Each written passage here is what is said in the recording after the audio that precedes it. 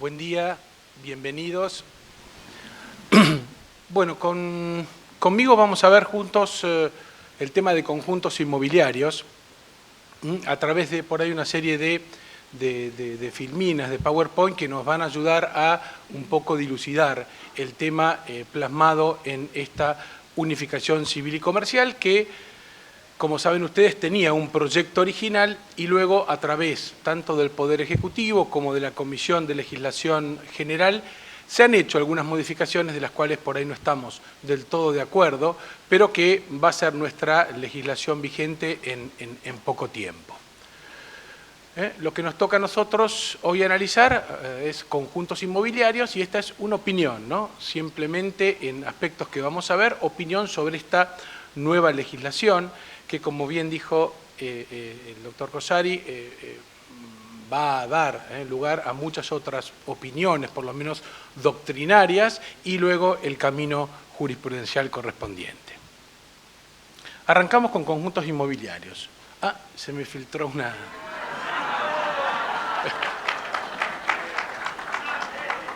¿De acuerdo? ¿Cerramos acá?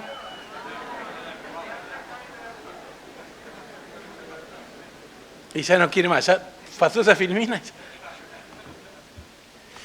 Consideraciones previas a lo que es el conjunto inmobiliario. Primero, una aclaración. En realidad, el código establece conjuntos inmobiliarios y abarca tres supuestos que son totalmente distintos, que son los conjuntos inmobiliarios, el tiempo compartido y los cementerios privados.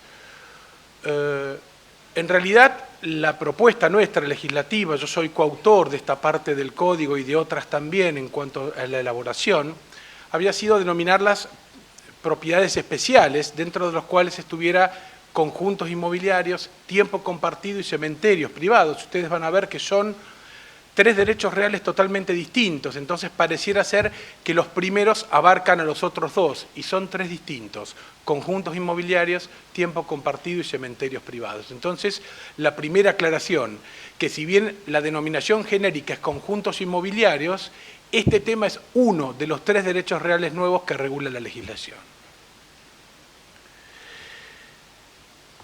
Un poco se apartó la recomendación, se apartaron, digamos, de las recomendaciones que habían en jornadas nacionales de derecho civil, tanto en 1987 como en el 2009, en cuanto a la no necesidad de crear nuevos derechos reales cuando la estructura de otros derechos reales así lo contemplaban.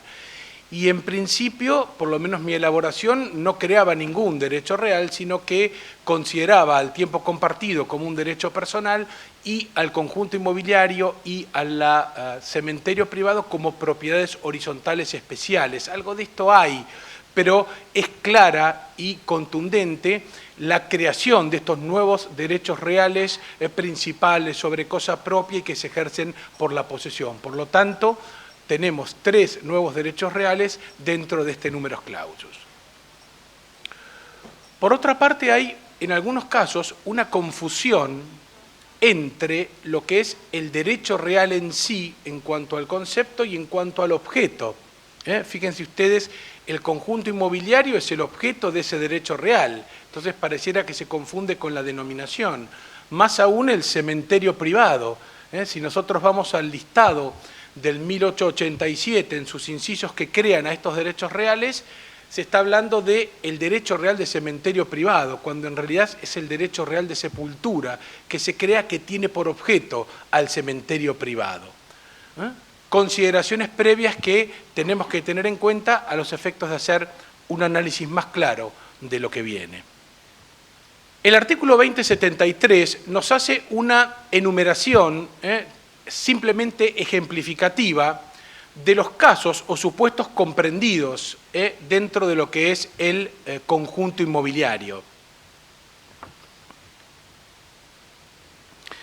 Clubes de campo, barrios cerrados o privados, parques industriales, empresariales o náuticos, cualquier otro emprendimiento urbanístico independiente con destino de vivienda permanente o temporaria, laboral, comercial o empresarial que tenga comprendidos asimismo aquellos que contemplan usos mixtos con arreglo a las disposiciones normativas locales. Esto me parece interesante, es decir, va a ser conjunto inmobiliario independientemente del destino que tenga esa urbanización, sea que ahí se trabaje, sea que ahí se viva, sea que ahí se emprendan, por eso hablan de emprendimientos tecnológicos, parques industriales, parques empresariales, porque eso no da derecho a tener normativa especial sobre, por supuesto que luego el reglamento de cada barrio, de cada conjunto inmobiliario, de cada parque, va a regular de acuerdo a lo que efectivamente se realiza. No es lo mismo reglamentar un trabajo que una vivienda. No serán los mismos los espacios comunes de un parque tecnológico que de un country. Pero eso lo dejamos para cada uno de los reglamentos, que todos estén comprendidos en la misma ley, independientemente del destino que tengan, inclusive ¿no? Los destinos mixtos. Los clubes de chacras, en Mendoza, ¿no? En muchos casos de los conjuntos inmobiliarios donde está el tema del cultivo de la vid y la vivienda de la persona. Entonces, este tema de los usos mixtos que permita la estructura urbanística del conjunto también están comprendidos dentro de esta denominación que no es para nada taxativa a lo que nuestros desarrollistas se les ocurra en cuanto a tener estas características, van a estar comprendidos dentro de los conjuntos y que no nos pase lo que nos pasó con el derecho de superficie, cuyo tratamiento está esta tarde, donde tanto esfuerzo legislativo a los efectos de crear un nuevo derecho real y luego limitarlo a la aplicación de la actividad forestal, cuando la empresarial, la minera, la construcción hubieran sido interesantes en cuanto a su inclusión. Por lo tanto, que la ley no califique el destino, sino la estructura que le permite estar inmerso dentro de la normativa. Luego ese destino lo vamos a facilitar en cuanto a su aplicación a través de los reglamentos. Tampoco la cantidad mayor o menor de prestaciones o servicios que ofrezca la urbanización es un factor determinante para incluirla o excluirla dentro de la ley.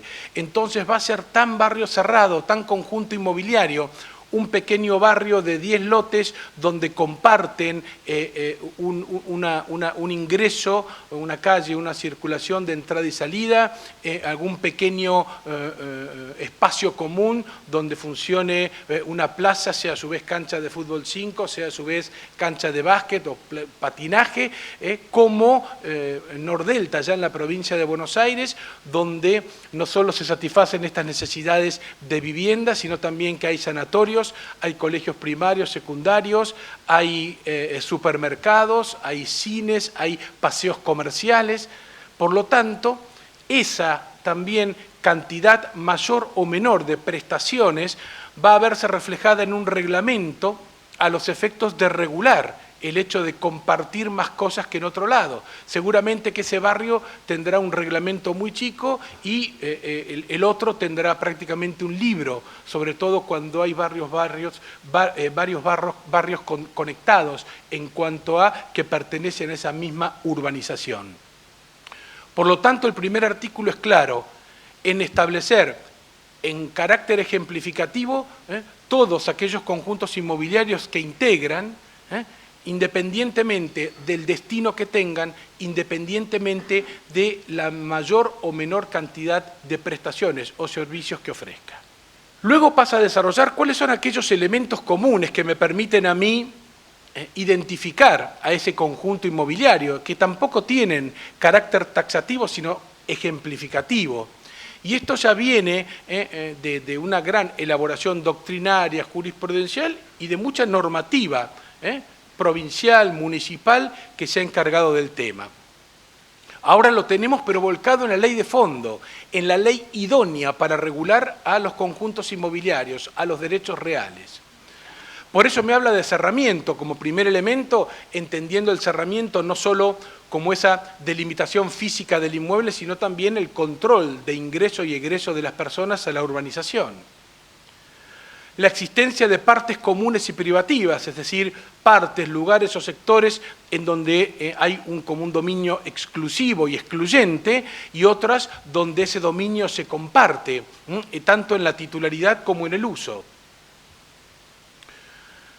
Un tercer elemento, más que importante, es que todo aquello que se comparte de cosas, bienes, lugares, se mantenga en un estado de indivisión forzosa y perpetua que permite el correcto funcionamiento de todo el sistema. Acá vamos a ver, sobre todo en aquellas hipótesis en donde se tenía que pactar esa indivisión, por ejemplo en los casos de condominio, con las dificultades que esto acarreaba. Como cuarto elemento, también absolutamente caracterizante, la inescindibilidad entre estas partes comunes y privativas, es decir, tanto a nivel jurídico como funcional, como práctico. No podés enajenar el lote donde está tu casa si no enajenás a la misma persona y al mismo tiempo la parte que te corresponde en las calles de circulación, en el clubhouse, en la pileta, es decir, la inescindibilidad que no se entiende en caso de que se rompa esta posibilidad de enajenar una parte sí y una parte no, una parte a una persona y otra parte a otra. Hay una inescindibilidad en la funcionalidad misma del club de campo que obliga, ya no por, como vamos a ver, determinados pactos, ¿no?, que se hacían o se echaban mano de cláusulas de dudosa validez a los efectos de lograr tanto la indivisión como la inescindibilidad, ya lo tenemos establecido por ley. Esto ya no se discute. Entidad con personería jurídica, que reúna a todos y cada uno de los copropietarios de los lotes, unidades o parcelas que compongan este emprendimiento. Es decir, al ser esto una propiedad horizontal especial, ya el tema de la personería del consorcio lo tenemos resuelto, ya que expresamente la legislación de propiedad horizontal así lo contempla. Obligación de contribuir a los gastos comunes. Vamos a ver que ya no vamos a necesitar de fallos que inclusive han existido en octubre y en noviembre del 2014, estableciendo ese carácter de título ejecutivo, sino que también lo vamos a tener por ley. Tampoco acudir a los códigos procesales, entendiendo que este título ejecutivo privilegiado, esta obligación propter rem, va a facilitar el cobro de las expensas absolutamente necesario e imprescindible para el correcto funcionamiento del sistema. Y la necesidad de un reglamento, así como compartimos, tenemos que reglamentar lo que compartimos. Y si bien los reglamentos pueden ser de diversa índole, ¿no?, de arquitectónico, ecológico, de convivencia, de moral y buenas costumbres, de construcción,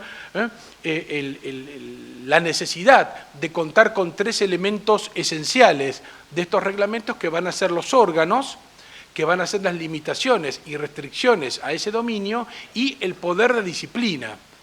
Temas también arduos en cuanto a la discusión, pero que al tener un fundamento en una normativa legal de fondo y nacional, facilitan luego la aplicación de estos institutos. 2075, marco legal. ¿Cuál es el marco legal de los conjuntos inmobiliarios?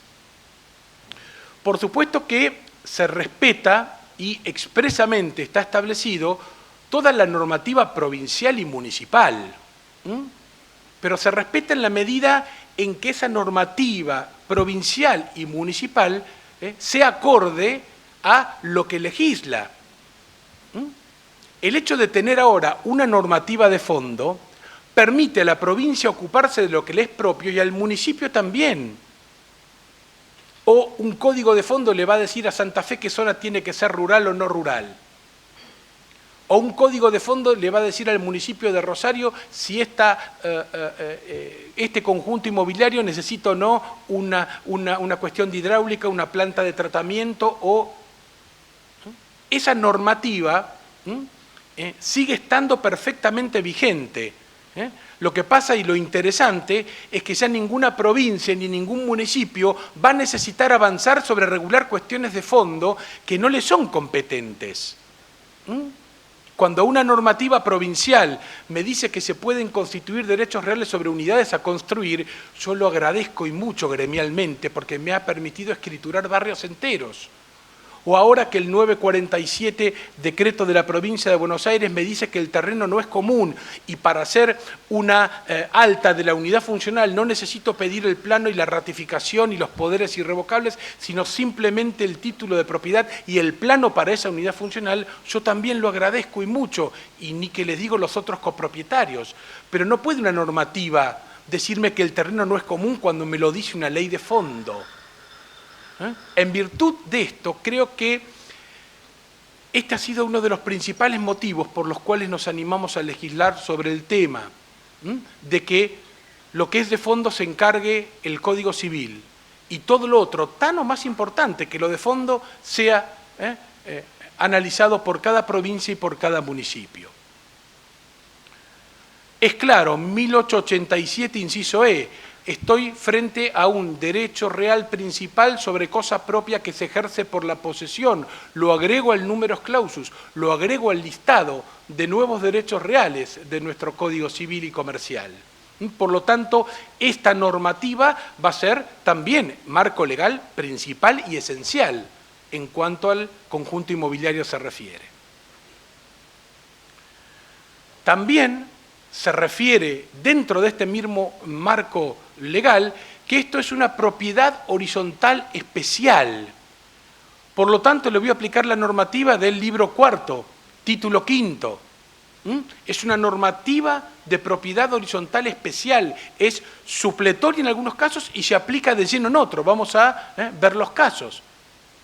Pero también tengo, como vemos, el marco normativo administrativo, provincial o municipal, la normativa específica del derecho real de conjunto inmobiliario y la aplicación supletoria de la propiedad horizontal, por ser considerada una propiedad horizontal especial. Si nosotros vemos las características de la filmina anterior, van a ver claramente que hay mucha coincidencia con la propiedad horizontal.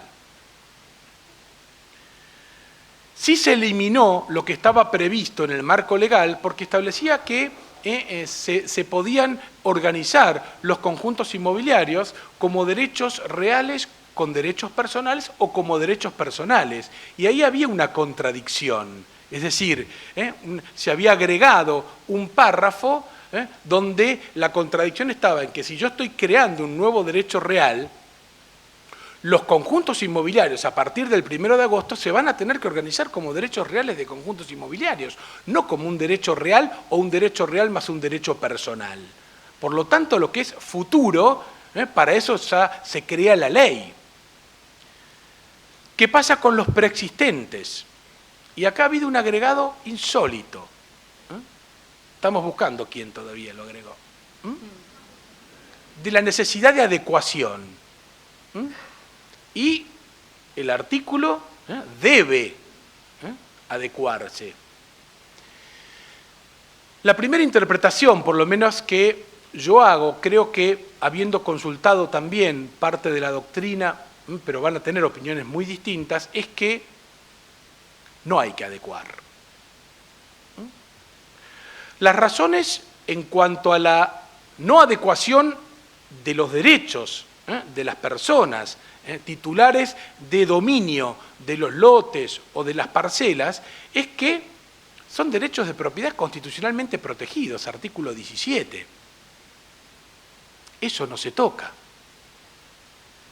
Siguiendo con el marco legal y razones para no adecuar ni canjear títulos, ni reemplazar títulos existentes por unos nuevos, es el principio de retroactividad de la ley.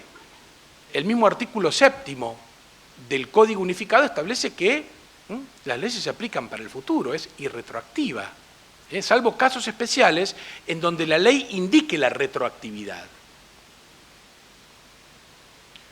Teoría de los derechos patrimoniales irrevocablemente adquiridos, definitivamente adquiridos. Abundantísima jurisprudencia que ha marcado un camino a seguir en estos derechos patrimoniales definitivamente adquiridos, incorporados en forma irrevocable al patrimonio de una persona, que no pueden ser alterados por más ley posterior que exista. Falta de plazo y penalidad en el incumplimiento de la obligación. Deberán adecuarse. ¿Qué pasa si no lo hago? ¿Qué tiempo me das para adecuarme?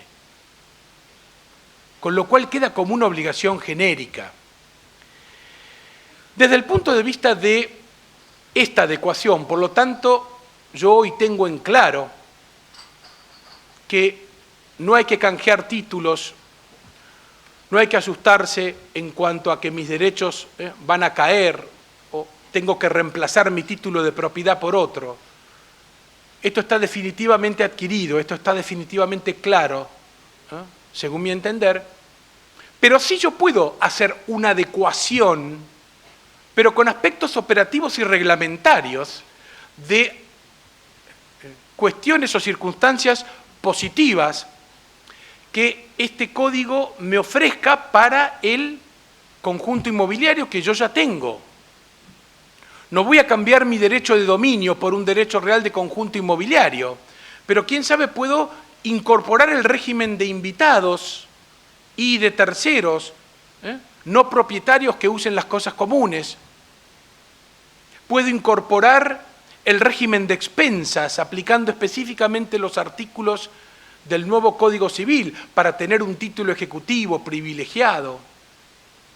Puedo incorporar, si me interesa, el derecho de preferencia o de tanteo, que establece no una prohibición o una limitación arbitraria del derecho a que uno venda, transfiera el lote, la unidad o la parcela en ese barrio, sino que gocen de derecho de preferencia no solo los copropietarios, sino también el consorcio, que ahora con esta personería jurídica tiene indudablemente la posibilidad de adquirir un derecho real sobre ese inmueble.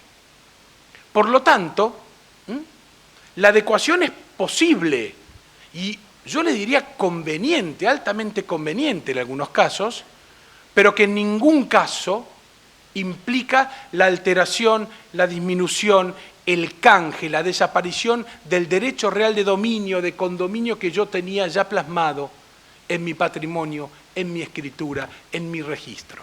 Puede ser una propiedad horizontal especial porque estoy eliminando dos requisitos que eran esenciales y siguen siendo esenciales, a mi entender, para la unidad funcional, para la propiedad horizontal regulada por el Código. Terreno común y unidad edificada. Estos dos presupuestos yo entiendo que son obligatorios para la propiedad horizontal tal cual estaba legislada en la 13.512, tal cual está legislada en nuestro nuevo Código Civil y Comercial. Por eso, tengo que remover estos dos obstáculos como para que se pueda aplicar el régimen de propiedad horizontal a los conjuntos inmobiliarios. El 2076, si nosotros lo leemos, no va a enumerar al terreno como un bien necesariamente común. Cosas y partes necesariamente comunes. Son necesariamente comunes o de uso común partes y lugares del terreno destinados a vía de circulación, acceso y comunicación, áreas específicas destinadas a la actividad deportiva, recreativa y social, instalaciones y servicios comunes y todo otro bien afectado al uso comunitario y calificado como tal por el reglamento. Partes del terreno que solo hacen al acceso y vías, no el terreno. Pero ahora me lo está diciendo una ley de fondo, no un decreto provincial, que agradezco gremialmente, pero necesito el fondo que me diga que el terreno no es común en los conjuntos inmobiliarios. Lo mismo en la unidad edificada, 2077. Cosas y partes privativas. La unidad funcional que constituye parte privativa puede hallarse construida o en proceso de construcción y debe reunir los requisitos de independencia funcional según su destino y salir de la vía pública por vía directa o indirecta.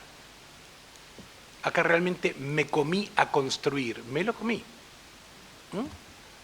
Se puede interpretar que en construcción pero realmente fue un olvido. Pero la unidad a construir, en construcción y por supuesto construida, es el objeto del conjunto inmobiliario. No necesito la unidad construida o edificada, pero me lo tiene que decir una ley de fondo, no un decreto provincial, que reitero, agradezco gremialmente, y que ha facilitado las escrituraciones de los lotes baldíos de las unidades a construir cuando reunían los requisitos correspondientes. Pero ahora está la ley de fondo. Y estos dos obstáculos salvados expresamente me permiten considerarla una propiedad horizontal especial. Dentro de otras cosas es tan especial porque el terreno no es común y no necesito que la unidad esté edificada. En lo demás sí, la misma exigencia. Es decir, independencia funcional muy bien agregado de acuerdo al destino. Porque la independencia funcional no es lo mismo al de una cochera, al de una oficina o al de un lugar donde vos vivís. La independencia funcional la marca el destino, no hay un parámetro objetivo para todo. Y luego la salida de la vía pública, por vía directa o indirecta. Es decir, siguen exigiendo estos dos requisitos para que un inmueble con unidades proyectadas pueda ser sometido al régimen de propiedad horizontal.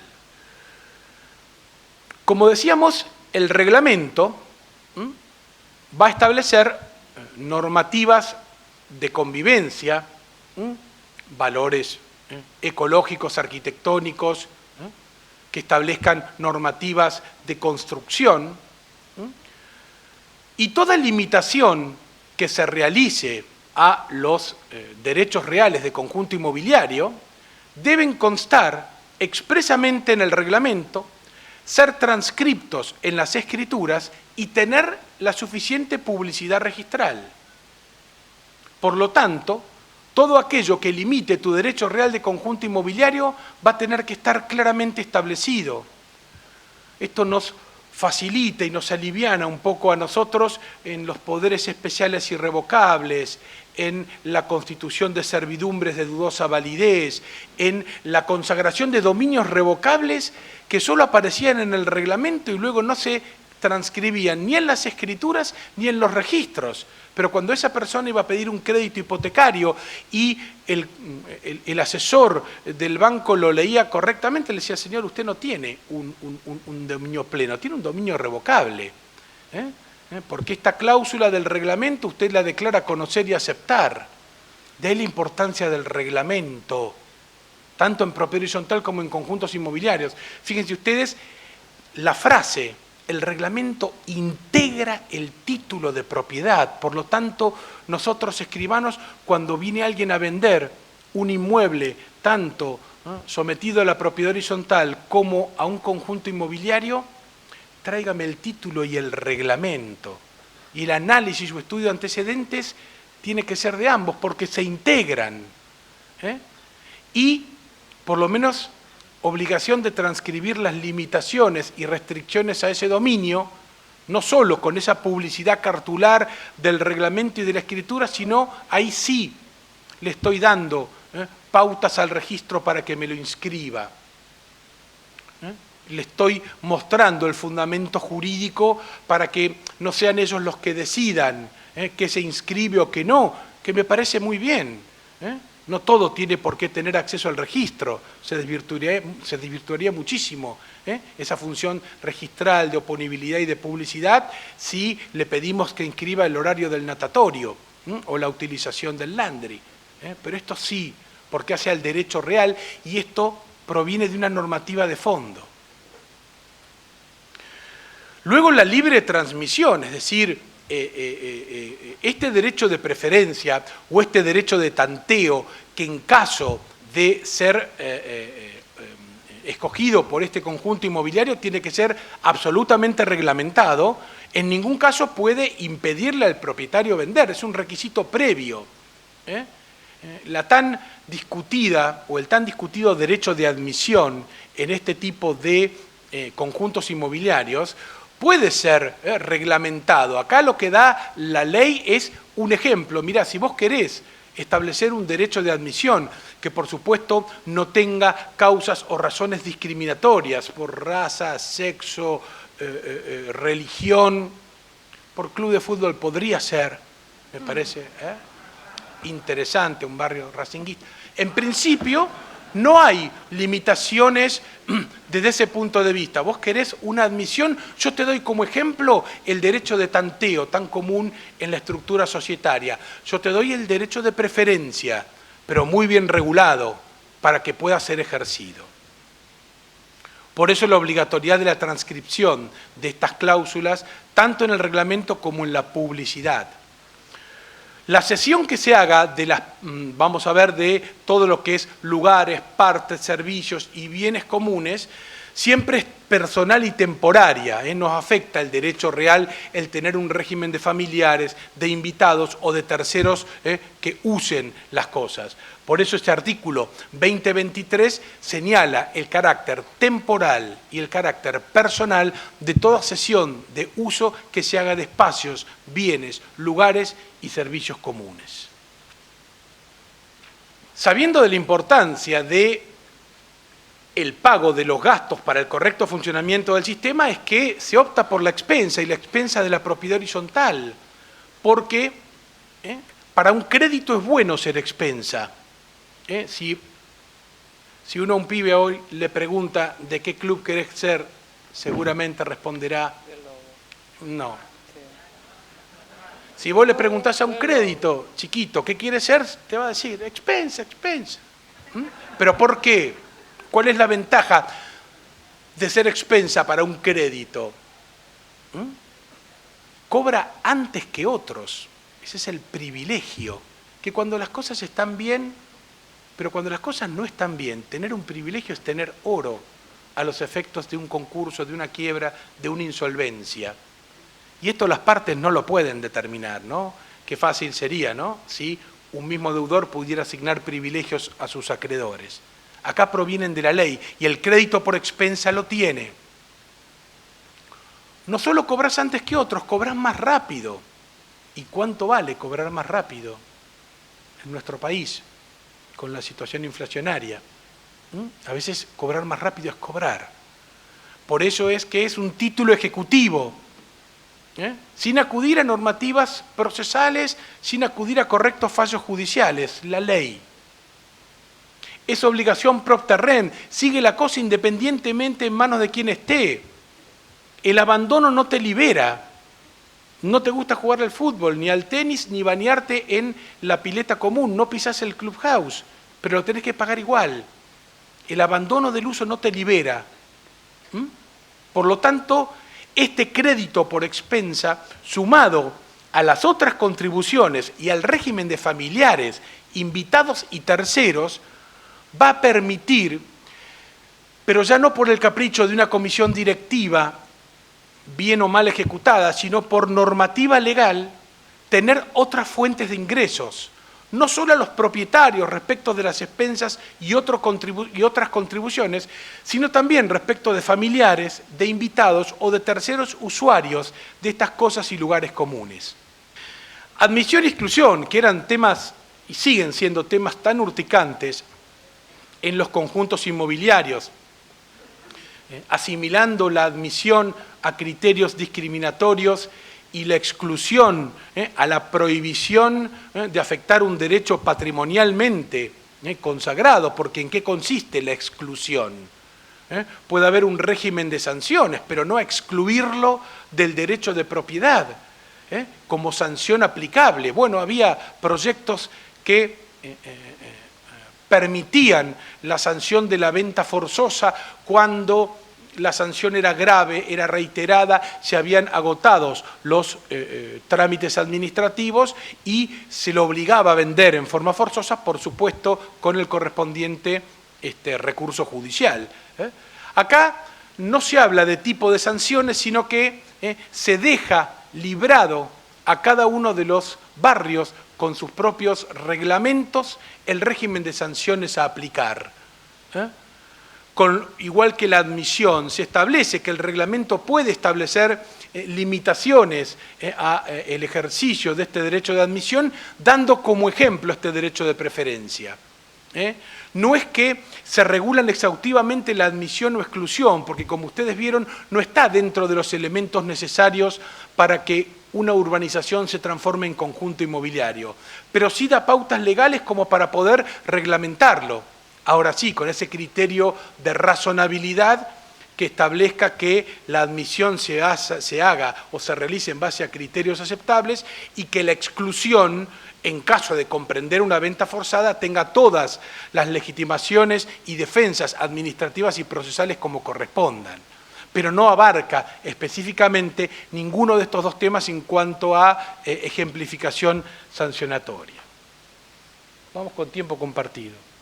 En 10 minutos igual vamos a tratar de ver, aunque sea el esquema genérico de tiempo compartido y cementerios privados.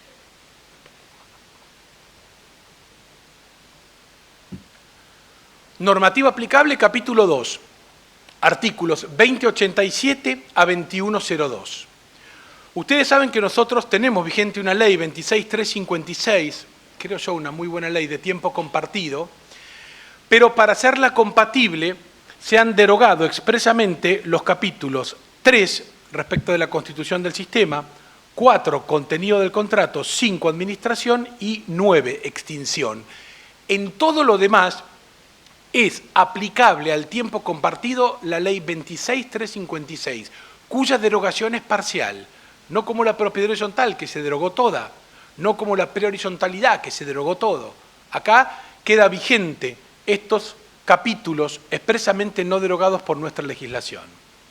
Y por supuesto se aplica en forma supletoria a la relación de la persona con la cosa, normativa del derecho real, y a la relación de las personas con las otras personas, usuario de tiempo compartido con el dueño, comercializador, responsable de red de intercambio, toda relación de consumo.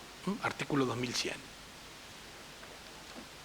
En cuanto al concepto del tiempo compartido, está resumido en la posibilidad del uso periódico y por turnos. Así lo consagra expresamente el 2087. Y lo interesante es que nosotros, como siempre, al legislar, solo teníamos al tiempo compartido sobre inmuebles y con fines vacacionales. Eso, al igual que superficie, voló. Es decir, yo ahora tengo al derecho real de tiempo compartido que lo puedo aplicar sobre cualquier bien mueble o inmueble cuyo uso sea periódico y por turnos. Inclusive hasta se pueden utilizar bienes que no son cosas. Una patente de invención, una patente que permita el uso periódico y por turnos a determinadas personas a los efectos de cumplir con esta finalidad que conceptualiza el tiempo compartido. La ampliación del objeto, por eso decíamos, ya aplicable a cosas muebles, inmuebles, y el destino, ya no solo con fines turísticos, con fines empresariales, con fines laborales, industriales, comercio, turismo, y a lo que a nuestros desarrollistas se les ocurra, que esos bienes pueden compartirse y alternarse en el uso en forma exclusiva y en forma excluyente.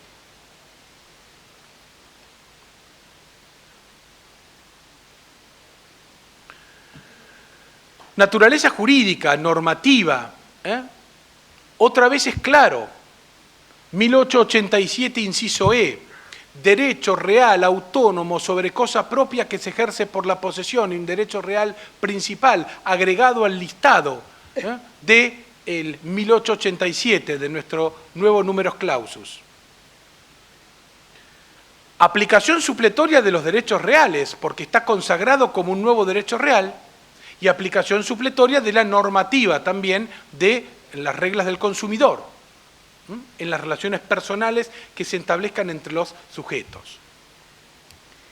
Y aquí una contradicción, por lo menos. Si yo lo consagro como un nuevo derecho real sobre cosa propia, ¿cómo puedo establecer en el 2088, primera parte, que los derechos se comercialicen con independencia de la naturaleza jurídica de los derechos que se constituyen o transmiten? Es decir, Esta normativa y otros puntos que hemos marcado también más adelante me permiten una primera opinión respecto del tiempo compartido, que es la posibilidad que yo tengo de comercializarlo como derecho real o personal. Si lo hago como derecho real, tengo que hacerlo como derecho real de tiempo compartido de acuerdo a esta normativa del Código Civil y Comercial. Pero puedo hacerlo como derecho personal.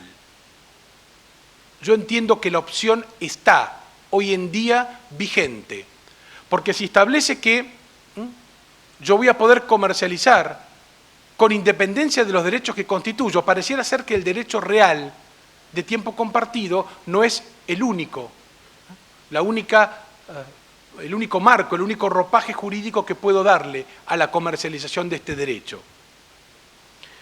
La oponibilidad de los derechos de los usuarios a tiempo compartido, que no pueden ser alterados o disminuidos una vez inscrita la afectación. La preservación de la igualdad de los derechos usuarios respetando prioridades temporales. La relación de consumo que se da, son pautas que me llevan más a la estructura de un derecho personal que a un derecho real.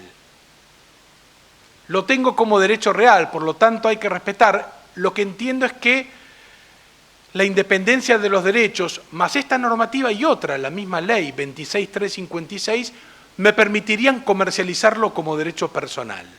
Por lo tanto, acá yo creo que la opción se mantiene. No así en los conjuntos inmobiliarios, sí en el tiempo compartido. La misma ley, a mi entender, lo configuraba como un derecho personal, la 26.356. Si uno ve la forma en que fue desarrollándose la figura y la comercialización, ve que la cosa fue mutando. Yo tuve la posibilidad de armar en 1986 un proyecto real que creaba el derecho real de multipropiedad. Y hoy he cambiado de postura. Creo que no es un derecho real el tiempo compartido.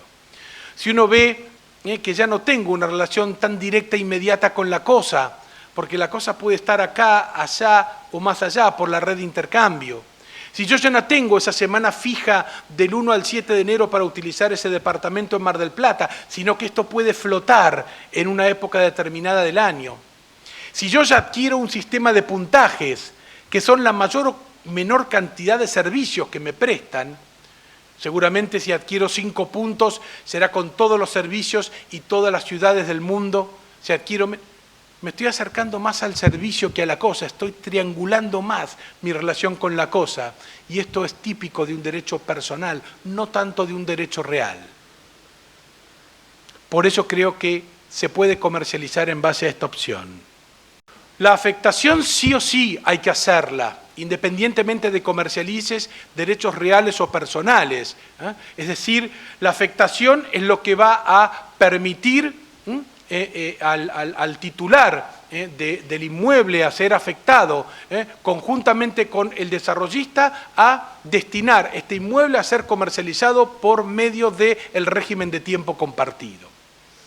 Por supuesto, escritura pública en caso de si esa afectación recaiga sobre inmuebles, y las personas afectantes, tanto el dueño como el desarrollista, que suscriben esta escritura de afectación, tienen que estar libres de inhibiciones y el inmueble, en este caso, libre de embargos. Doble inscripción, registro de prestadores y, en este caso de inmuebles, registro de la propiedad inmueble.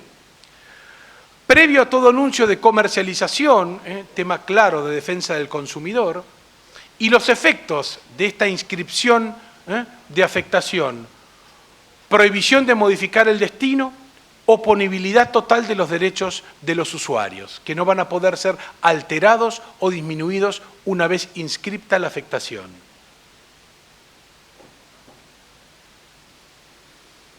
El contenido de la escritura de afectación lo sacamos del artículo 10 de un capítulo derogado porque me parece que es interesante, pero por temas de tiempo yo diría que no vamos a verlos, lo mismo que la remisión a los deberes de los distintos sujetos.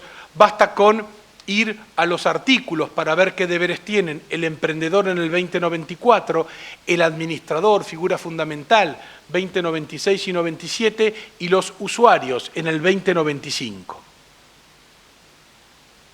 Las causales de extinción también, en cuanto al vencimiento del plazo, si es que le has puesto un plazo a la afectación, el mismo caso de la propiedad horizontal, de destrucción y vetustez, y cualquier otro momento en cuanto a que si vos no has realizado enajenaciones o habiendo realizado enajenaciones has podido rescindir los contratos vigentes, también, sin vulnerar derechos adquiridos, se puede desafectar.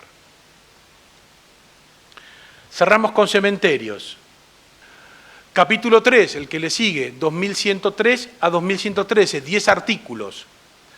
La aplicación supletoria, igual que el tiempo compartido, para el derecho real de sepultura, la normativa de los derechos reales. Para las relaciones del usuario con los demás sujetos, la normativa de consumidor. Por supuesto que acá sí va a haber una normativa nacional, esencialmente provincial y municipal, más estricta por el tipo de actividad que se realiza, es decir, el control público por la salud pública, la policía mortuoria, la sanidad, implica una mayor intervención, sobre todo en materias de habilitación y control, para los cementerios, con lo cual esta normativa aplicable es fundamental. No se va a aplicar, por supuesto, en los cementerios públicos. También es definido en el concepto como un derecho principal sobre cosa propia que se ejerce por la posesión, 1887, inciso F. Y aquí, como veíamos, la confusión, ¿no? Es decir, el derecho real no es el del cementerio privado, es el derecho real de sepultura. Inclusive, esta denominación ustedes la van a ver transcripta o específicamente prevista en el contenido de la normativa. Por lo tanto, me parece mejor llamar derecho real de sepultura que cementerio privado. Y el inmueble sí, es decir, el objeto sí, el inmueble privado afectado a la inhumación de restos humanos, artículo 2103. Vuelve la afectación, en este caso no para un tiempo compartido y sí para el cementerio. Y acá, como no se concibe el cementerio privado sin un inmueble, siempre por escritura pública. Se puede prescindir de la escritura pública para el reglamento de uso del cementerio. Como se inscriben en forma conjunta, generalmente calculo que va a estar la afectación y el reglamento en un mismo instrumento a ser inscripto. La necesidad de habilitación municipal como previa a los efectos de prohibición de alterar el destino y no ser gravado con derechos reales de garantía. Es decir, una vez que está habilitado municipalmente el cementerio privado, no se puede alterar el destino y no pueden gravarlo con ningún derecho real de garantía. Vamos a pasar, por tema de tiempo, del contenido de la escritura de afectación, ¿no? Por ahí esto es más de interés notarial, que son varios, y sí vamos a el reglamento de administración y uso del cementerio. Como decíamos, puede estar instrumentado con escritura pública o, en caso de no hacer juntamente con la escritura de afectación, va a estar instrumentado en forma privada con firmas notarialmente certificadas porque esto se registra. El 2105 me da un poco el contenido, ¿no?, de este reglamento de uso, de esta escritura de afectación en cuanto a las partes comunes y privativas, los servicios brindados a los titulares, las normativas sobre acceso y circulación, régimen de visitas, edificación y norma sobre las construcciones de los sepulcros y las bóvedas, normativas sobre inhumación, cremación, exhumación y traslados de restos, órganos de administración y los gastos del sistema, como contenido en principio necesario tanto de la afectación como del reglamento de uso. En cuanto a las registraciones, doble, o sea, municipal y registro de la propiedad inmueble, que va a llevar a cabo desde el punto de vista del administrador y también del municipio la registración no solo de los titulares de los derechos reales de sepultura, sino también de las inhumaciones que allí se realicen. La embargabilidad de los sepulcros, del derecho real de sepultura, conserva una tradición doctrinaria y jurisprudencial de solo poder ser embargados por saldo de precio en la compra, por saldo de precio en la construcción de bóvedas o sepulcros y por expensas, tasas, impuestos y contribuciones, gravados por el municipio o, en el caso de expensas, por el mismo complejo, por el mismo cementerio privado. Derechos y obligaciones de los titulares también está expreso en el conjunto de normativas de la unificación, la inhumación de restos, la construcción de las bóvedas, sepulcros, el uso tanto de las parcelas como de los servicios, imposibilidad de constituir derechos de uso, usufructo o habitación, ¿no? Pareciera ser un poco... hay que preocuparse, ¿no? Si alguien cede el derecho de uso a otro a esos efectos. Respetar el culto a los muertos, contribuir al pago de los cánones y el pago de las tasas, impuestos y contribuciones. Pero acá sí se consagra el derecho real de sepultura a los efectos de derecho real nuevo sobre cosa propia, que por supuesto será en base a un plano de subdivisión de parcelas o lotes destinadas a ser nichos o cementerios privados. Con esto es todo, escucho preguntas, perdón por el acelere en los últimos dos temas, pero bueno, si no, no llegamos. Gracias por la atención. Queremos agradecer especialmente la participación del doctor Marcelo de Oz en estas jornadas de seminarios, por la claridad de conceptos y por la facilidad con que ha transmitido las ideas que por ahí para nosotros serían de otra manera un poco más difíciles de comprender. Queda abierto ahora, bueno, para todos ustedes, la sesión de preguntas y también de las reflexiones que los colegas quieren hacer con respecto a este tema. Así que queda abierto las preguntas y el debate. El colega de naranja. Bueno, mi pregunta, aparte de como profesional, es como usuario de un barrio cerrado. Santo Tomé tiene como normativa dominio pleno, calles donadas al municipio, permiso de cierre y espacios comunes en condominio. ¿Cómo quedaríamos nosotros frente a la nueva normativa si alguien exige que se adecúe a la norma? Sí. Eso por un lado. Por otro lado, ¿qué debería hacer el municipio respecto a esa normativa si tiene que adecuarla al nuevo régimen?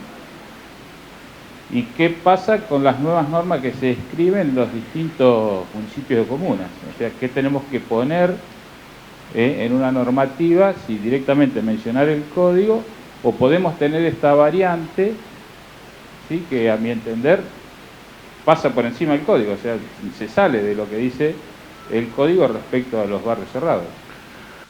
Yo, como te digo, creo que la situación actual tendría que ser absolutamente respetada en el derecho de dominio sobre los lotes, en el condominio, sobre las partes, lugares y bienes comunes, el origen de donación de las tierras. Creo que tendría que seguir absolutamente todo igual. Si ustedes quieren adaptar de esta nueva normativa aspectos que les sean convenientes para el mejor desempeño y desarrollo, lo podrían hacer ahí sí, siguiendo reglas estrictas para modificar el estatuto o reglamento del barrio, que seguramente será la unanimidad. Estos poderes que seguramente tenían dados respecto de administradores o de terceros no te serviría. Acá sí se requeriría, en cuanto a esta adaptación, una unanimidad a los efectos de poder adaptar en aquellos aspectos que, a mi entender, le sean convenientes al barrio, pero ningún canje de el título de propiedad que vos tenés que te hace dueño de tu lote y condómino respecto del resto.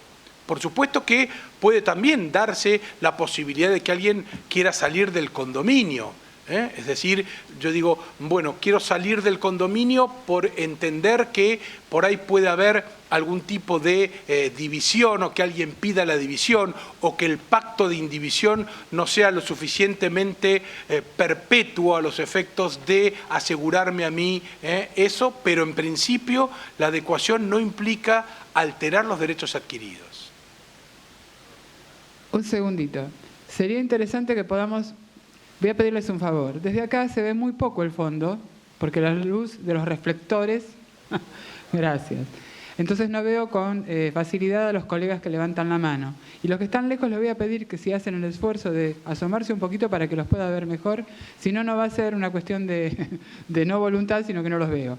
Ahora le otorgo... ¿Vos terminaste con lo tuyo? ¿El municipio puede conservar esa reglamentación o tiene que adecuarla al nuevo código?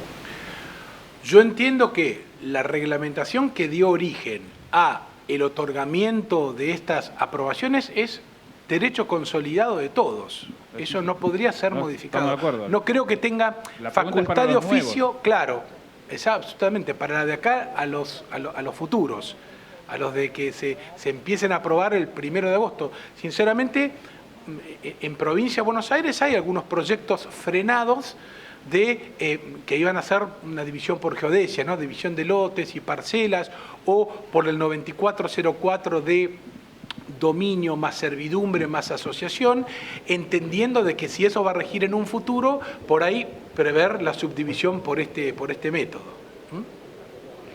Gracias. Por favor, acercarle el micrófono al ingeniero Frick. Es un lujo tener a Marcelo otra vez en Rosario y ahora tocando este tema.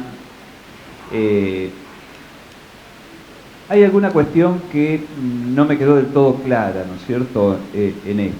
En principio, comparto plenamente el hecho de que el derecho adquirido es derecho adquirido, no es retroactivo, aunque ese artículo allí dice si... Deberá. Deberá, ¿no? Sí. El tema de deberá, sí. El tema de deberá, no todo derecho, no toda nueva obligación puede ser legislación, puede ser retroactiva, salvo que lo indique la ley, y acá lo estaría indicando el código. Esto es retroactivo, deberá. Lo que le quito dramatismo personalmente es al hecho de que no hay ni penalidad ni tiempo. Por lo tanto, pasa a ser ese deberá como una expresión de deseo. Allí sí. Lo que tal vez entendí mal y no me queda claro, aunque ahora con esta respuesta me parece que sí, es que se puede permanecer en el sistema que ya originalmente estuvo, pero si uno quiere transformar aquello que era una voluntad de partes, era un condominio, en un consorcio, me parece que tiene que adaptarse con los mecanismos del deberá, es decir, transformarse en una propiedad horizontal especial, a la cual, lógicamente, que la administración pública, acá están los directores de catastro de todas las provincias, van a tener que usar el sentido como para que sea lo más simple posible, los menores costos posibles, pero guardando las formas jurídicas, catastrales, registrales, que permitan emigrar de un sistema a otro.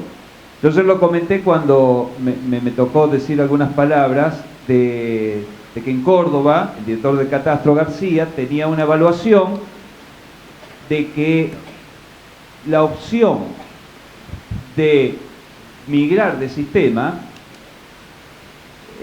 muchos emprendedores le habían manifestado de que era voluntad. ¿Por qué?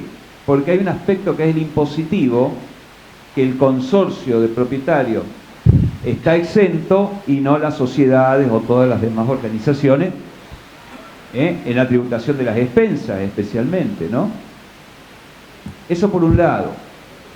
Después la otra cuestión, yo tengo en mi biblioteca, en mis manos, el ejemplar que el Ejecutivo manda a la Comisión Bicameral. En la Cámara de Diputados, bueno, lo conseguí gracias a un amigo, es igual a ese, nada más que verde, color verde. Y en ese color verde, en la Cámara de Diputados, el tema de, en los conjuntos inmobiliarios, la unidad construida en construcción, decía también a construirse. Es decir, de que aparentemente desde el Ejecutivo estaban las tres. Lo he releído varias veces. Digo, ¿por qué cambió esto? No lo encontré en los discursos de aprobación. No. Y no entiendo. Lo acaba de aclarar en la locución. En la locución me pareció que se echó la culpa, porque él participó en el Ejecutivo, y yo después cuando veo el libro del código de tapas verdes que en la Cámara de Diputados, estaba eso de que él dice que no lo puso. Yo creo que sí, que lo puso. Mira, no, yo seguro no lo puse, me acuerdo, cuando esto lo mandamos en noviembre del 2012. Lo que pasa es que primero fue al Ejecutivo y después fue a Sala de Legislación General. Entonces puede ser que ahí lo hayan agregado en el Ejecutivo, supliendo mi error, y después lo hayan eliminado. Es muy probable. Te lo voy a mostrar porque... Con muchísimo gusto, sí, porque sí. la verdad que yo no lo tengo. A ver, por favor, ahora le damos la palabra. Vamos a organizarnos despacito. Primero, Marcelo. Acá, por favor. De verdad. Puntualmente, me parece que ¿Hola? ¿Sí? Sí. Me parece que en el caso de los clubes de campo, la adecuación más interesante sería, creo que hasta para los mismos propietarios, el tema de las expensas. O sea, ¿habría alguna posibilidad de adecuarlo en cuanto a las expensas, dejando todo lo demás o la mayoría tal cual, para que sea el menor movimiento posible, la menor migración posible? Creo que es un tema muy interesante, vos mismo lo resaltaste, para todos los propietarios, o sea, el hecho de la cobrabilidad de las expensas contra la forma que tienen ahora los clubes de campo de asumir los gastos comunes. ¿Cómo Sí, lo ves? yo creo perfectamente viable. Inclusive, mira, justo hubo 2 fallos, han habido en octubre y noviembre, que en el sistema de dominio más servidumbre más asociación, la Cámara consideró título ejecutivo, ¿no?, al certificado de deuda líquida y exigible, pero emanado del administrador, no la necesidad de aprobar el Consejo de Administración, otra cosa que aparece muy descolgada en este sentido. Pero coincido con vos, o sea, si ya la doctrina y la jurisprudencia había hecho un camino y ahora lo tenés consagrado legalmente, la adaptación puede ser exclusivamente de ese punto. Le quiero mostrar el contexto a lo que viene la pregunta. En la ciudad de Rafaela, históricamente, los propietarios que han querido lotear o generar barrios, llamémosle privados, el municipio se ha opuesto y no tiene legislación al respecto. Por cuestiones de política, de planeamiento urbano. También se podía haber opuesto porque no existía una legislación de fondo, o sea, la razón hasta ahora iría a favor de la Municipalidad de Rafaela. Dado este caso que ahora desde agosto va a existir una legislación de fondo, mi consulta es, un propietario que propone un proyecto de un barrio cerrado en una ciudad que por planeamiento se opone, hasta se podría oponer, llegando al extremo, a una división, estoy exagerando, ¿no?, como para que se entienda el caso, hasta una división de propiedad horizontal. ¿Qué derecho le cabe a este propietario que lleva un proyecto y el municipio, tras ponerse en vigencia el Código Civil nuevo, no adhiere, o por oposición o por omisión de ajustarse a la legislación nacional? Yo creo que tiene todos los derechos en cuanto a esta legislación de fondo que le permite estructurar jurídicamente esa urbanización en base a este marco. El tema, acordate que siempre hay normativas provinciales y municipales en cuanto al uso del suelo, que nunca van a ser delegadas por la provincia de la Nación, en donde si encontramos ese fundamento desde la falta de subdivisión o no prestación de servicios o lo que sea, con fundamento legal en la provincia o en el municipio, ahí puedo ver la oposición. no en el capricho o una decisión política y menos aún ahora en la falta de legislación de fondo. Gracias. Bueno, mi nombre es ingeniero Hugo Podetti de San Juan y tengo dos consultas para hacer. La primera es si quisiera adecuarse a un emprendimiento, ¿pasa únicamente por la elaboración de su reglamento o habrá que adecuar también su plano? Ambas cosas, seguro. Así que implicaría una nueva registración en catastro de un nuevo plano, evidentemente. Absolutamente. Por un cambio de objeto. Bien, y en los cementerios, ¿se adecúan también bajo el mismo sistema de la propiedad horizontal especial? No, en principio los cementerios privados no tienen prevista como aplicación supletoria la propiedad horizontal. Solamente tiene prevista como aplicación supletoria la propiedad horizontal los conjuntos inmobiliarios. La legislación, el código establece que la aplicación supletoria, tanto para el tiempo compartido como para el cementerio privado, es la normativa de los derechos reales en general, pero no la propiedad horizontal en particular. Ahora, si yo tengo que hacer un parcelamiento donde yo considere a cada parcela similar a la unidad funcional, creo que hay una gran similitud a los efectos de poder, digamos, asignarle unidad catastral a la parcela, objeto del derecho real de sepultura. Es decir, que el cementerio privado va a tener que llevar un plano de subdivisión, digamos. Yo creo que sí. Ok, Yo creo que sí. Yo soy Juan Arrigoni, el director de catastro de la provincia de Buenos Aires. La propiedad horizontal, que no es conjunto inmobiliario, en ningún momento, más o menos transcribe la 13.512, en ningún momento menciona los edificios a construir o en construcción. Sí lo hace en el conjunto inmobiliario, en donde, si bien bueno, no dice a construir, yo creo que es un detalle que no cambia mucho la cuestión, porque dice en construcción, bueno, es una interpretación, no va a modificar mucho lo que hoy se hace en los conjuntos inmobiliarios, en los country, en los clubes de campo. Pero como no menciona nada en la propiedad horizontal común, vamos a decirlo así, por ejemplo, un lote urbano que tiene 3 unidades funcionales, ¿qué tenemos que interpretar? ¿Que no se van a permitir más los edificios a construir? No lo menciona. Que no lo mencione y sí lo mencione en conjunto inmobiliario. ¿Qué significa eso? Esa es la pregunta, porque salvo que, bueno, que el emprendedor pueda elegir, optar por el derecho real de propiedad horizontal especial para este tipo de casos, y ahí sí, por más que haya un pasillo común, 4 unidades, o una calle común, 4, 5, 10 unidades funcionales, va a poder optar por elegir esta situación de especial. Lo que pasa es que ahí entramos en una cuestión complicada, porque nosotros tenemos decretos que no se van a derogar, como el decreto 27 del 98, y tendríamos que considerar que eso es un club de campo que llevaría un country o un barrio cerrado y llevaría factibilidad. Estamos en una situación compleja que tenemos que evaluar. Esa es la pregunta, a ver qué interpreta usted, que no lo mencione en el caso de la propiedad horizontal, que no es especial.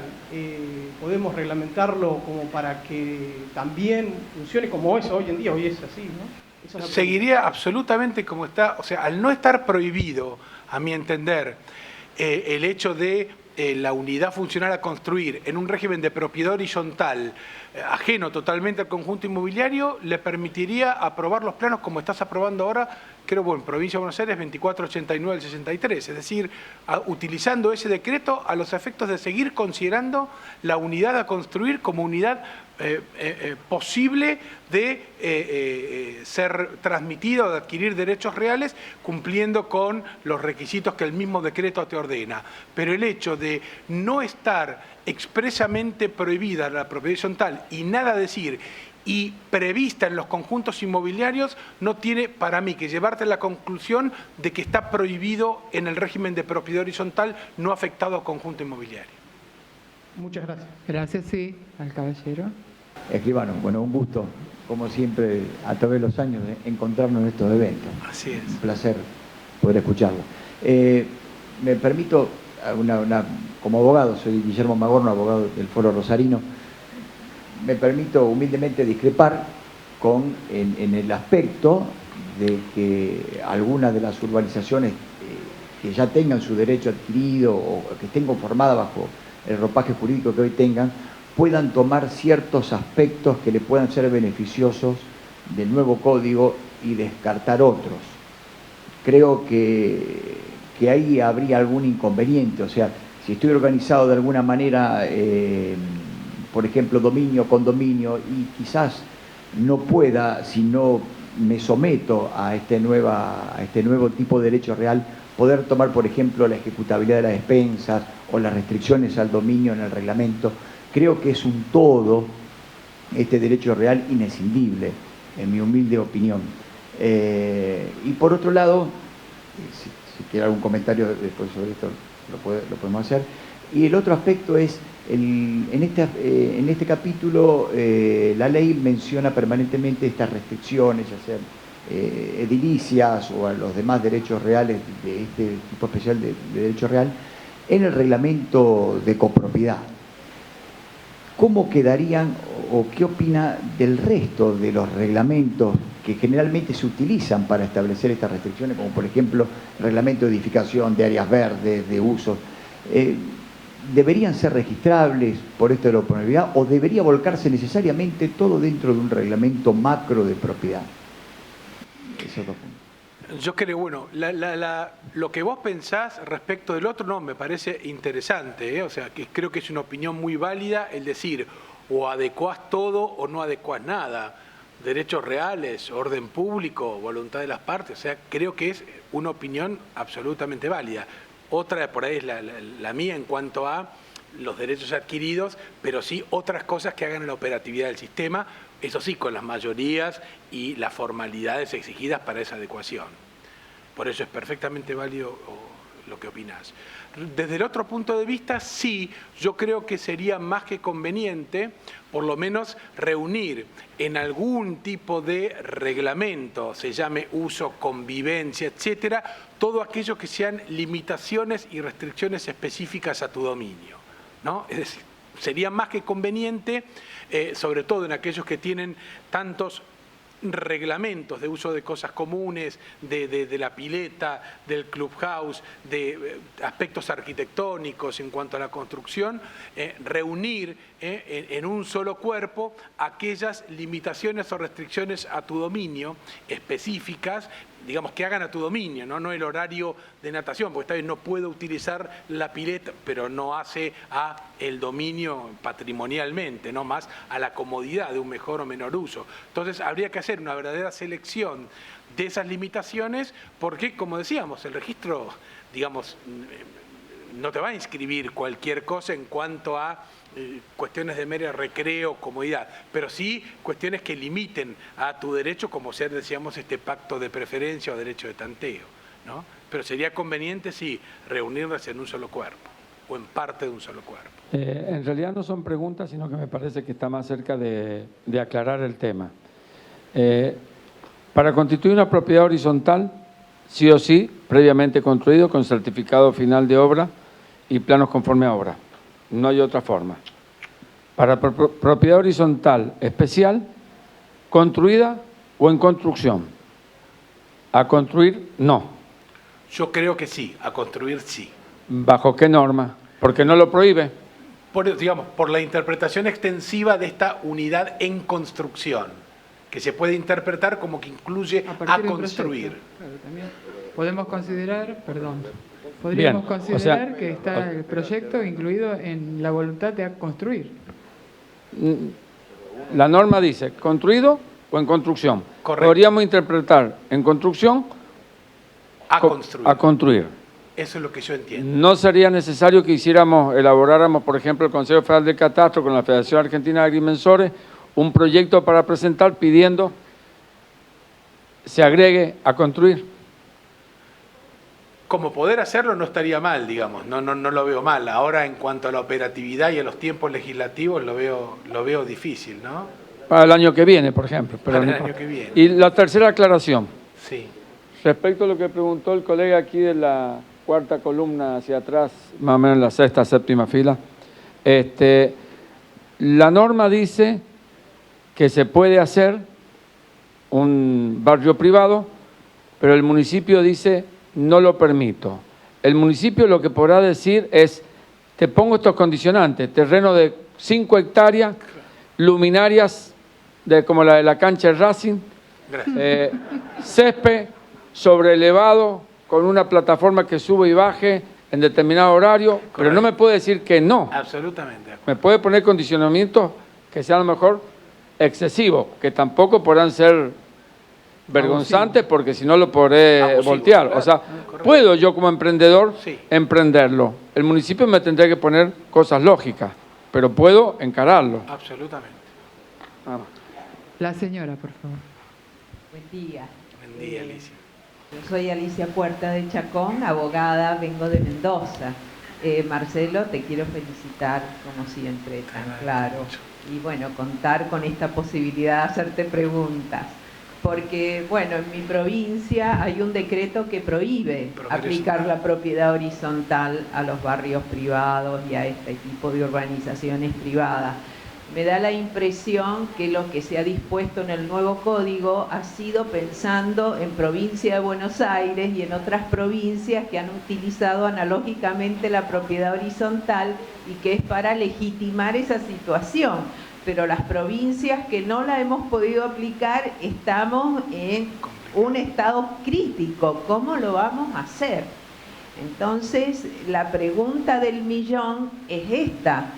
¿Cómo lo vamos a hacer? Porque el nuevo código prohíbe la constitución judicial de los derechos reales. O sea, que si hay una mayoría de propietarios que quiere afectar a propiedad horizontal, no puede accionar judicialmente para decirle al juez constituya. Basta que uno se oponga. ¿Cómo hacemos para adecuar? Desde el punto de vista formal, y vos que sos notario, lo pregunto, porque sí, yo no tengo duda, y en esto disiento con mi colega, no sé si es rosarino, creo que el artículo 7 del código dice que la ley, bueno, no es retroactiva respecto de las relaciones, o sea, de los conjuntos que ya nacieron bajo la ley anterior, pero sí se aplica a las consecuencias jurídicas, con lo cual los jueces van a disponer la habilidad ejecutiva del título en todos los casos, en todos, o sea, los jueces van a aplicar la normativa, pero desde el punto de vista instrumental, si hay uno que se opone en el barrio a adecuar, ¿cómo se hace? Sí, no, eso va a estar más que complicado. Desde ese punto de vista, no se ha previsto, te imaginas nada, pero hay que entender por ahí el hecho de, yo igual la acción, hasta por abuso de derecho, la intentaría en cuanto a que si hay 50 personas que deciden la adecuación a propiedad horizontal y una que no, es verdad, porque la unanimidad y es un requisito fundamental para legitimar todo lo que viene después. Y la otra, claro, es la posibilidad de la derogación del decreto. ¿Es provincial el de Mendoza? La posibilidad de derogación, porque la verdad que va totalmente en contra a lo propuesto por la ley de fondo. Pero no creo que sea un tema resuelto para nada. Bueno, me están avisando que los tiempos se están agotando, así que tenemos, o al menos yo acá tengo registrados, 2 colegas para hacer preguntas. Una señora que está al final, sobre el pasillo de la derecha, y el caballero acá, al principio del pasillo. Así que por favor acérquenle los micrófonos. La señora está al final, está levantando la mano, y acá está el colega.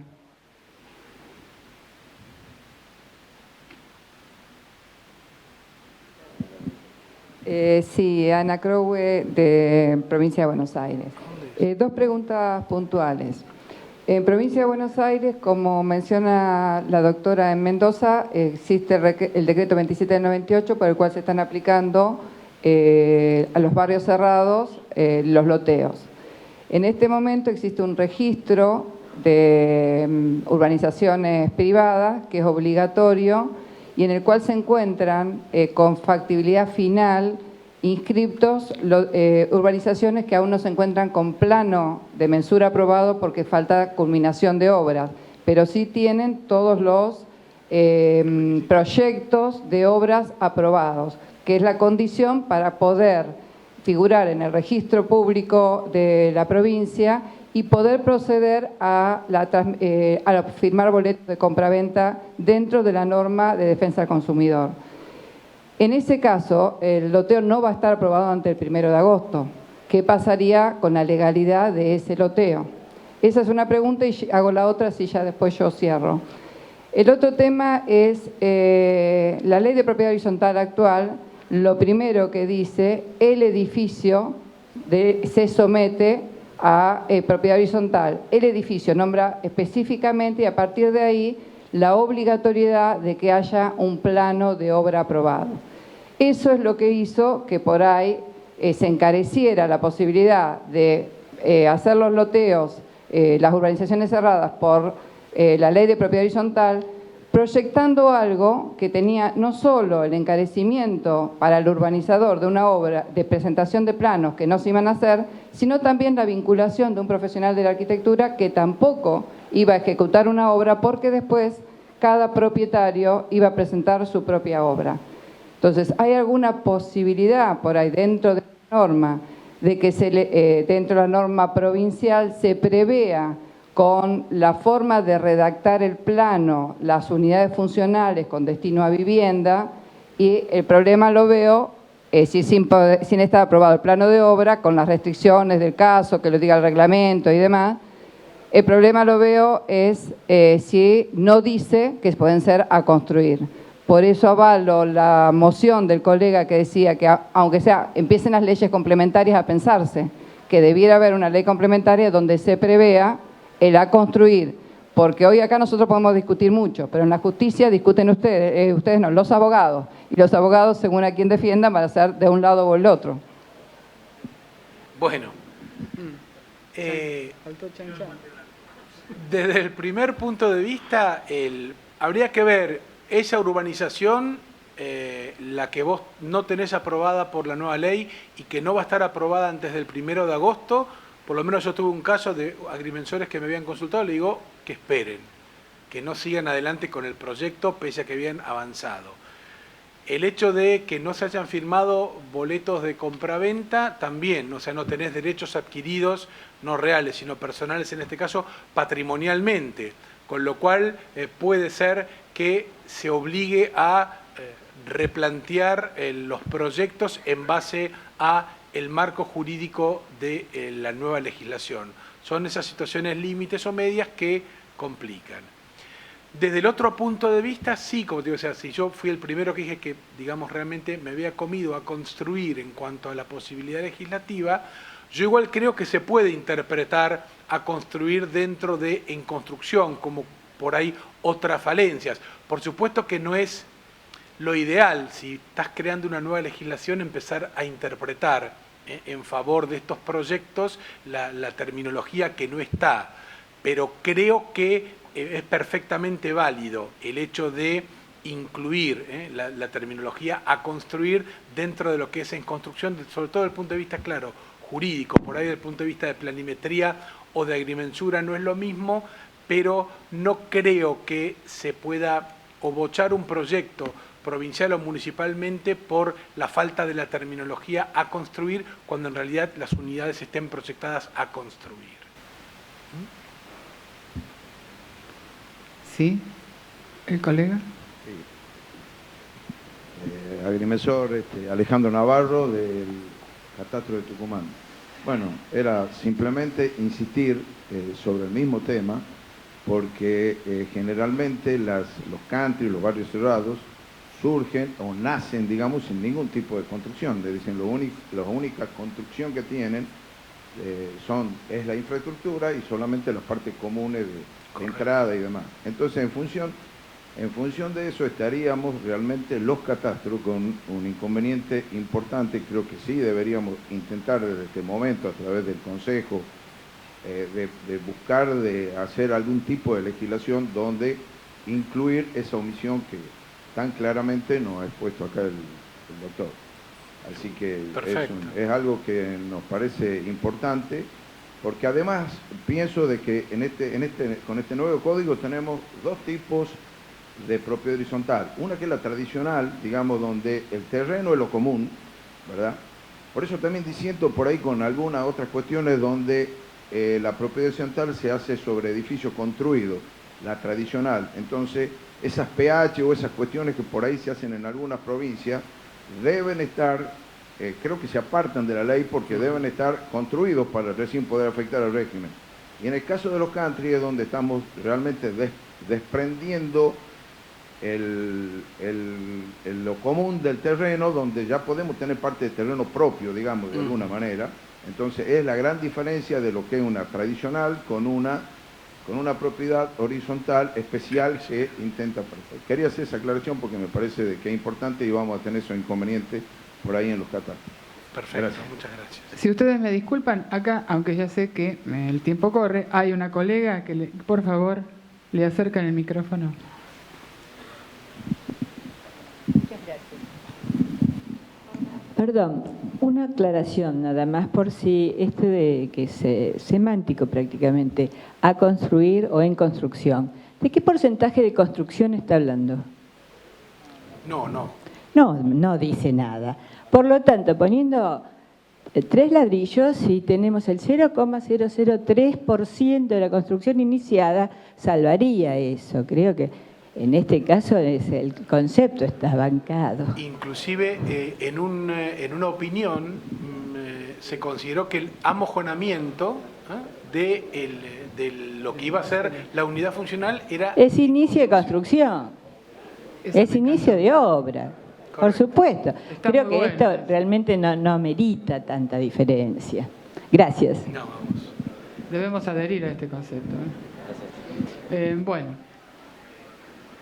en primer lugar, agradecerle nuevamente al expositor por la paciencia y por la claridad en poder evacuar las consultas nuestras que a veces medio como que estamos tambaleando en algunas cuestiones jurídicas. Así que muchísimas gracias de nuevo por su colaboración en estas jornadas que para nosotros son trascendentes.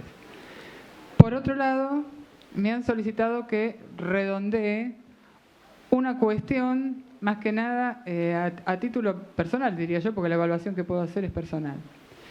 En tal motivo yo quiero decir que, bueno, este tema en particular es uno de los temas que quizás nos lleven a nosotros a tener muchas discusiones intestinas entre nosotros mismos para poder después ponernos de acuerdo entre nosotros y ver, para nosotros se incorporan a los títulos y eso tiene una relevancia especial para nosotros. Es el reglamento prácticamente el que va a determinar todas esas cuestiones que hoy por nosotros solamente ponemos en la carátula del plano como usos. Así que para mí, en lo personal, por lo que he podido observar, el reglamento es trascendental. Con respecto a algunas otras cuestiones que son normativas, también a nivel personal, veo fantástica la posibilidad que le da este nuevo Código Civil a las provincias y a los municipios de poner de manifiesto cuáles son sus propias reglamentaciones y sus propias necesidades. Para mí eso es magnífico, porque evidentemente esto es un código de fondo y la funcionalidad final se la tendrá que dar cada una de las instituciones que van a tomar a cargo estas cuestiones. Así que también quería rescatar eso. Para lo que corresponde a nosotros también es un concepto que a veces nos va a costar, que es la cuestión del terreno. No necesariamente en estos emprendimientos el terreno se considera común, será solamente en aquellos espacios o superficies destinados a usos comunes. Bueno, creo que si nos ponemos a charlar, tenemos días para charlar cada uno de los temas que se fueron desarrollando acá. Considero que esta jornada, en particular esta disertación, ha sido sumamente provechosa para nosotros. Muchas gracias, doctor.